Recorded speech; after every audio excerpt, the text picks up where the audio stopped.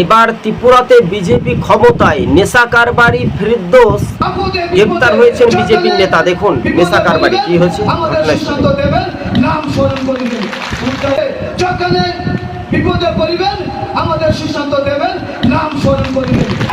জিরানিয়াতে, ত্রিপুরা জিরানিয়ার ঘটনা। প্রমাণ করে দিবেন বিশ্বগরের মাটি থেকে যে সিপিএম মুক্ত বিশ্বগর চাই। আমরা সংখ্যালঘু মুসলিমেরা ডাক দিয়েছি।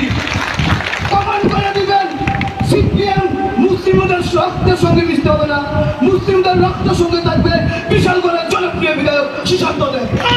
আপদে বিপদে যেখানে বিপদে পড়িবেন আমাদের সুশান্ত দেবের নাম স্মরণ করিবেন।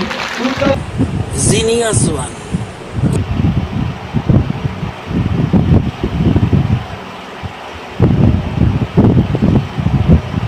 হ্যাঁ দর্শক বন্ধুগণ, বিজেপির নেতাদের বক্তব্য শুনতে পেলেন। এবার অশ্লীল কিছুটা ফটো এগুলো ব্যবহার করাটা যাচ্ছে না, কেননা স্বাভাবিকভাবে তাহলে কি এইভাবে কুকীর্তি ফাঁস হচ্ছে?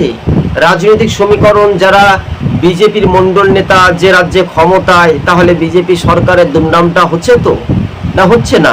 এই যে পদক্ষেপ জনগণের উপর নির্ভরশীল করে, জনগণের ঊর্ধ্বে কোনো রাজনৈতিক দলের নেতা বা মন্ত্রী কেউ হতে পারে না, তাই না? জনগণ মানুষকে ভোট দিয়ে নির্বাচিত করেছে, আগামী দিনও বিয়োগও করতে পারে। তাই 28 নির্বাচনের আগেই বিজেপির নেতার পদটা কিন্তু ফাঁস হয়ে গেল।